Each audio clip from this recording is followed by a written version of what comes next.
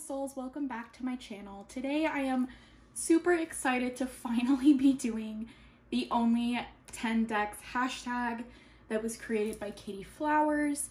It's been like, what, a few months now? I've been in the middle of moving. Half my decks were packed up for a while. Finally, everything is unpacked so I could finally take a critical look at my collection and really pick out what I want to be my hashtag only 10 decks if I could only keep 10. So this includes tarot, oracle, Lenormand, whatever it is. You can only have 10 decks total. It doesn't matter what they are. And this was really hard for me. I had about 13 that I was like deadlocked with, so I really had to make critical decisions as to why I picked what I have here today. So yeah, we're just gonna go through it and I'm gonna tell you kind of why I picked these 10 decks. They're not necessarily like my 10 favorites right now or whatever it is. These I've thought of very critically, like if I could only ever have 10 decks, this is what I would want. I tried to have like a well-rounded type of collection, if that makes sense. So I have 6 oracle and 4 tarot. And the reason I did that is because I don't know, the way that I read tarot, I'm very Rider-Waite-Smith. I like my Rider-Waite tarot decks. And I like to add that extra kind of flair, that extra message from oracle. I think there's so many different kinds of oracle decks and they're all wonderful. They all have a different purpose and that's why I have more oracle than tarot. So let's start off. So the first deck I have here is the Oracle of the Radiant Sun. And I have it in this bag because the box is just atrocious. Oh my gosh, it's one of those 2-part boxes. This is the back. Stunning.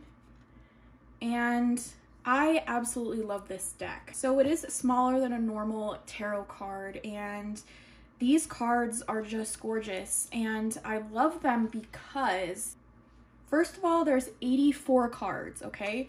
So you get basically like 2 oracles in one. Like a normal oracle deck only has like 44 cards usually. So 84 cards. And I love that this has just keywords on it. This is an astrology deck and I have the book right here, which is another reason I wanted to take it with me because this is just packed full of information about astrology, which I am not well versed in at all. It is something I want to learn, and so having this deck with me, it's very useful without even knowing the astrology part. Like if you can just have the keyword, and there's so many different keywords on here, you can really go off of that in a reading, and that's what I love. I love that there's just so many options here, and so I could use this right out the box. I already do use it right out of the box without having a lot of astrological information, which is packed full in this deck. So I feel like the more I learn with this deck, the more I can just add layers to a reading. And because astrology is something that I don't know, I definitely want to bring some astrology decks with me that are useful, you know, like not ones that I have to study to use. This is useful for me right now, but it will give me something to study if I could only have 10 decks. It would give me a lot of really good information. This guidebook, what I've read so far, it's wonderful. I also love this deck because to me the colors kind of and the way that they lay things out sometimes reminds me of like Rider-Waite. And when you'll see the tarot decks I picked, I feel like this will pair really beautifully with all of my decks that I picked. So yes, I just love it. I love the like old school kind of artwork it has. I love the sun on the back. I love anything like celestial like that. Beautiful deck. Will definitely be bringing this with me. All right, next up I have another astrology deck. This is the Heavenly Bodies Astrology deck by Lily Ashwell. And the reason that I want to take this deck is kind of for the same reason as the Oracle of the Radiant Sun. This comes with a really amazing guidebook.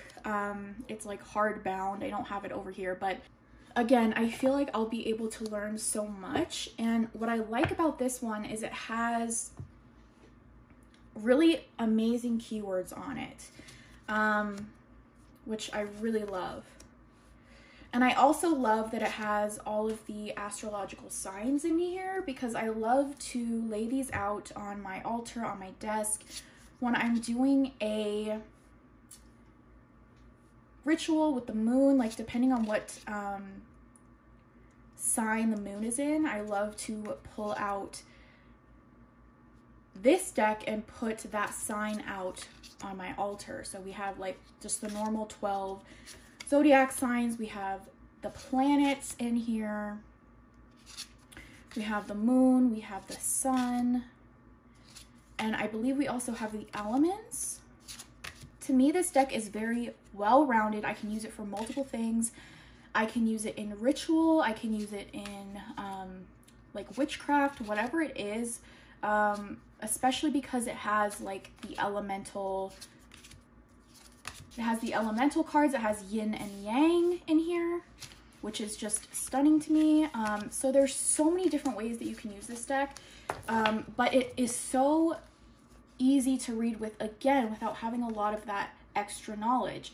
Jupiter, grow and expand. You don't need to know a lot about Jupiter to be able to read with this card. You can go off of the keywords, which I love. Capricorn, ambition, realism, and methodical steps. We have all the houses in here. We have all of the planets.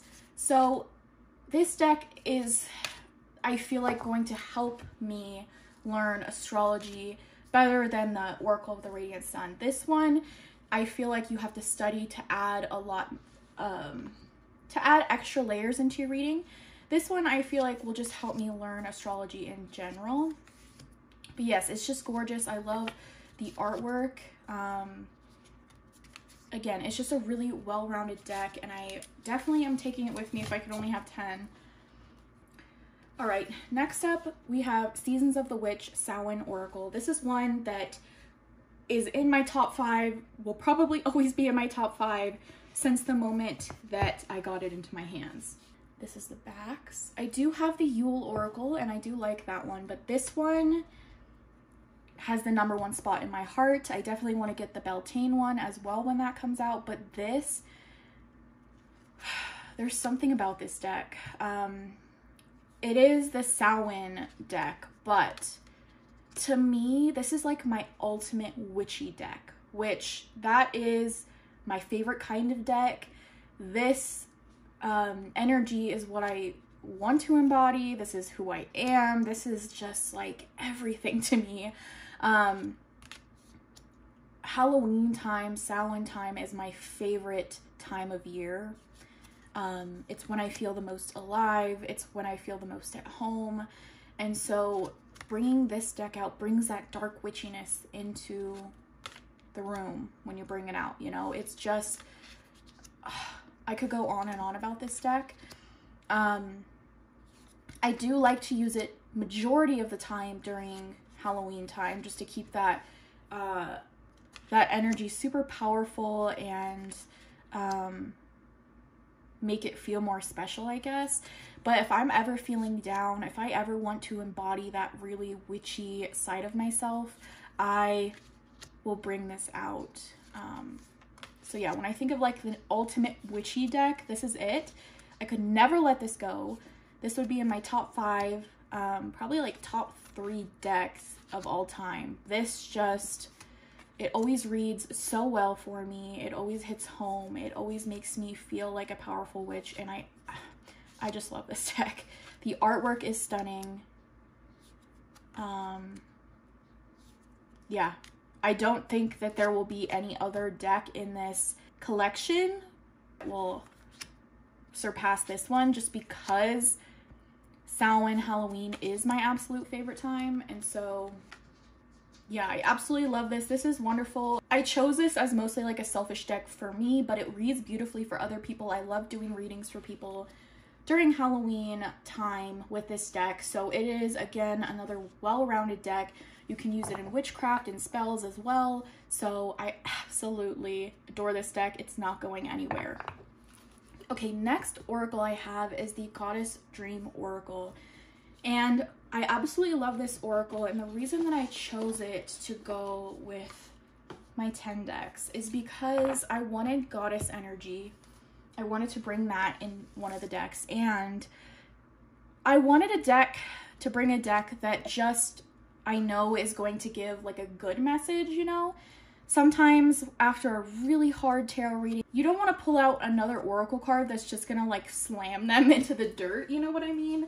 So I love how magical this deck is, and all of the messages are really uplifting. They make you feel good. The artwork is stunning.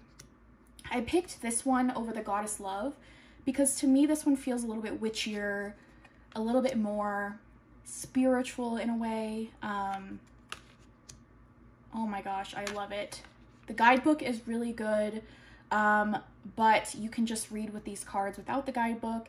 Opportunity, expand your horizons. Transformation, be open to change. Letting go, emotional release.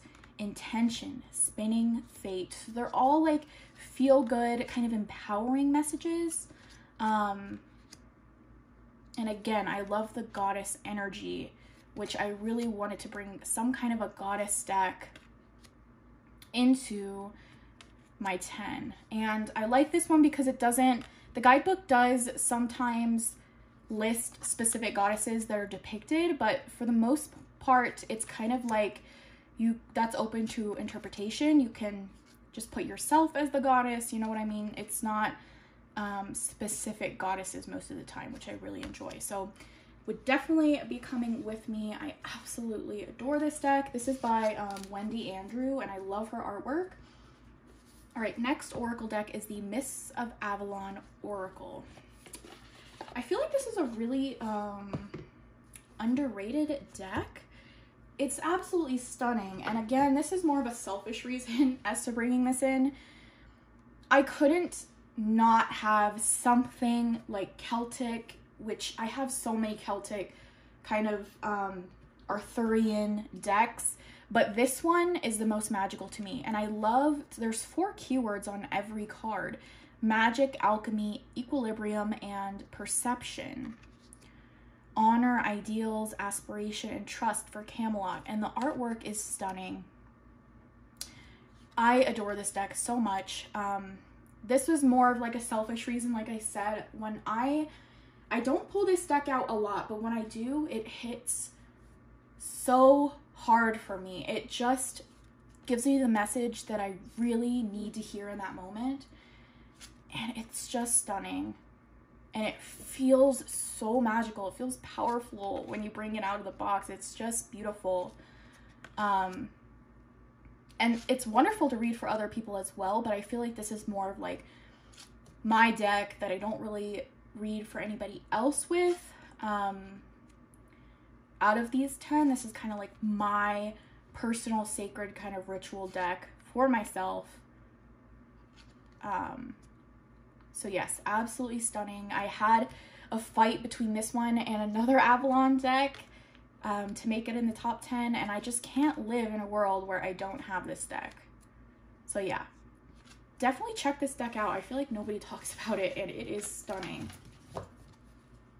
It's by Rose and Sarah, and the illustrations are by Nadia Turner. I follow her on Instagram, and I absolutely adore her artwork. All right, so last oracle deck, and then we're going to get into tarot. So this is the Moonology oracle cards. I guess I could have grouped this with my astrology decks, but to me, this is something different. So there's absolutely no way that I would not take this deck with me. So this deck is my first oracle deck. It was the first deck I bought that I really connected with. I had bought tarot decks in the past before, but I just wasn't connected with them, and it was hard for me to learn. And I was drawn to this deck because I've always felt such a deep connection to the moon. And from the moment I opened this deck and read the guidebook, it was like an instant love affair, and it really kick-started my love for oracle decks, and then getting back into tarot. So I think the artwork on this is stunning. Oop, that one's backwards. I think the messages on this are amazing. So the way that I use this deck is I do a reading for myself every new and full moon of the month. And it is scarily accurate. This deck has made me cry. It's amazing. And it's also really amazing for client readings. I always find that it pertains to the overall message really well. It's amazing. I haven't been interested in the Moonology Manifestations deck. It has a different artist, and I don't know. I feel like this is the moon deck for me. Aesthetically, it's so pleasing to me. I love the messages on it. And I just feel like it does the moon justice. Does that sound weird? I don't know. I love and adore and worship the moon so much. And I feel like this deck is perfect for adding to that. And yeah, it doesn't have all good messages. So this is a really well-rounded deck. Like, it's not all just like huggy kind of messages. This one says adjustments are required. You know, sometimes you don't want to hear that. So I like that it's more well-rounded. I love that you can just use it in a reading. It works really well. And it just, this deck is never going anywhere. It also has sentimental value for me with it being my first Oracle deck. So yes. Okay, so let's start with tarot. So the first deck we're going to talk about is the Smith-Waite Borderless Edition Tarot deck. This is my absolute favorite version of the Rider-Waite. If somebody told me you could only have one deck, this would be the deck. I feel such a deep connection to this deck. It reads beautifully. It's Rider-Waite. It feels, I don't know how to explain it. It feels like old school tarot reading. I don't know, like it feels like, and I know this isn't where tarot originated from, but to me it feels like that, you know, like it feels like the original, it feels like the OG. And this is, I feel like, where tarot really like jump started, you know, it's where a lot of people really got into it with this deck. And I just, oh my gosh, I love the coloring on this one. I love the cardstock. I love everything. And yeah, it's funny the Magician's on top, because when I asked the deck what our relationship was going to be, this came out. The Magician, pure magic. When I first got this deck, it made me not want to read with any other tarot decks, to be honest. I just wanted to read with this. And yeah, absolutely adore it. Would 100% come with me. If somebody said you could only have one, this would be it. All right, next up, we're going to talk about the tarot deck that started it all for me. That started my real love affair with tarot. This is the Green Witch Tarot. I had purchased Rider-Waite decks before I had purchased this one. Well, I guess just one. I had purchased the original Rider-Waite, whatever, like it's in the yellow box, and it's just, it has the plaid backs, and I had this like repulsive kind of reaction to it. I hated the coloring on it, right? So I kind of put tarot on the back burner, and I really just focused on reading with oracle cards. And then I bought this deck, and a lot of the cards are renamed. We have Athames instead of swords, but most of the majors are renamed. We have the Oak King for the Hanged Man.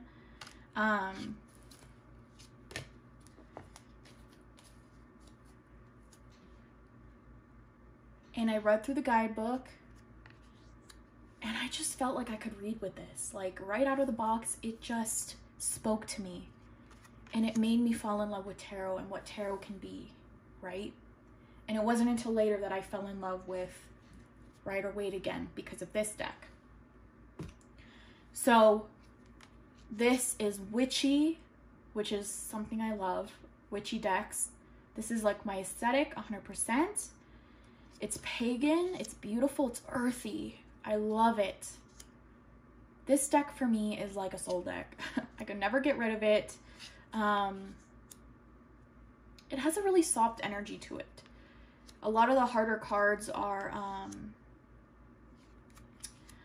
kind of toned down. So it can be a little bit like fluffy sometimes, I guess. But I've done some hard readings with this, and it's beautiful. I absolutely love this deck. And yeah, I think it fits perfectly in with my 10 because it is something that brings a little bit of a different side to tarot. The meanings are pretty close to Rider-Waite when you're looking at them. But the imagery it allows you to kind of add your own spin on it, which I love. So, Green Witch Tarot would never go anywhere. Absolutely adore it. All right, next up I have Tarot for Kids. This deck surprised me a lot when I bought it. I purchased it specifically to kind of like save for my future children one day because it's called Tarot for Kids, and I was like, that is so cool. I want to buy that and just have it for my kids one day. This is the back. It's beautiful. But I love this deck. I use it. The artwork is stunning. The cards are really big, as you can see. And I like that. I feel like you can get really, I don't know, powerful messages and meanings when the deck's bigger and you have like more to look at. It kind of like takes up more presence. I don't know. I like that. And this deck, oh my gosh, it's beautiful. It is pretty close to Rider-Waite. So if you're a beginner and you want something that you can really, that is just really easy to understand, I would really suggest this deck.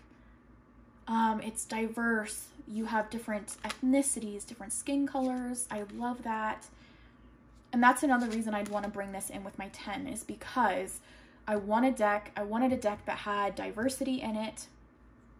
I wanted a deck that isn't scary for people who are kind of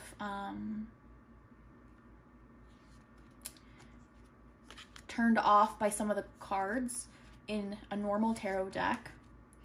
This one, it changes a lot of the cards. The Empress, how beautiful. Let me see if I can find one that's changed.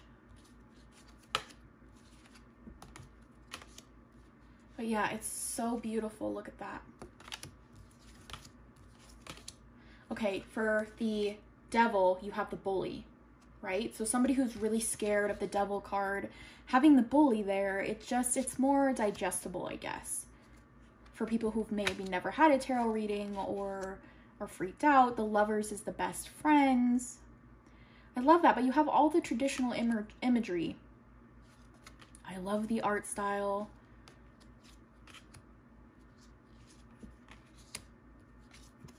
I think this is beautiful for inner child work. I've done readings, inner child readings, and while this deck is made for kids, it can hit hard and it can hit deep. The rules for the Hierophant, I love that. So, beautiful, well-rounded deck. I really wanted to include a diverse deck and also like a beginner-friendly type deck in with my top 10. All right, last but not least for my tarots, I have the Halloween tarot, and I wasn't going to include this, but I was like, there's no way I can live in a world where I don't have this deck. Got stuck in the box there. I have trimmed off the borders of this deck, and I edged it in black, and I had to like kind of color on the outside of the backs because when you trim the borders off the front, it still had white on the back, but I'm really happy with how it turned out. It's really like small and easy to handle.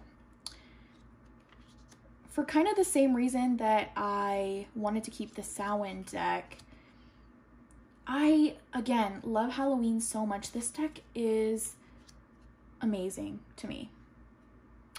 When I think of Halloween, this is like the aesthetic that I think of. I love like vintage kind of Halloween. I don't know, like people call this like kitschy or like cheesy, and I don't feel that. It makes me feel like really, the epitome of Halloween. I don't know. We have imps instead of wands. And this is very Rider Waite. So it's very easy to read with. And 6 of bats for swords. We have ghosts for cups and pumpkins for pentacles. So it's really cute. It's my favorite Halloween themed deck besides my Samhain one. And yeah, I just can't imagine a time where I don't have this deck. When I feel depressed, when I feel down, I bring out decks like this and decks like my Samhain deck to kind of remind me of my favorite time of year, and it really helps bring me out of that funk. So this is very usable all year round. But again, like I said, I like to use this majority of the time at Halloween to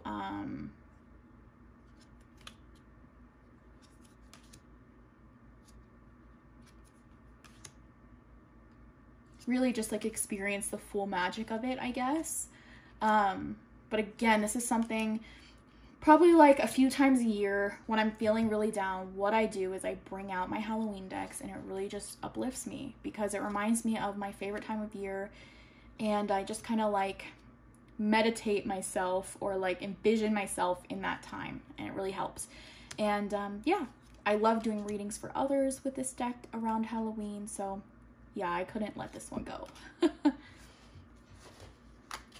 All right, everyone, that was my only 10 decks.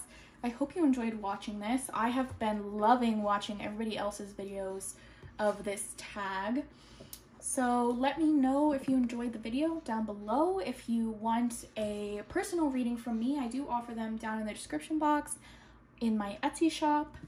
And yeah, with that being said, I love you guys so much, and I'll see you in the next one. Bye.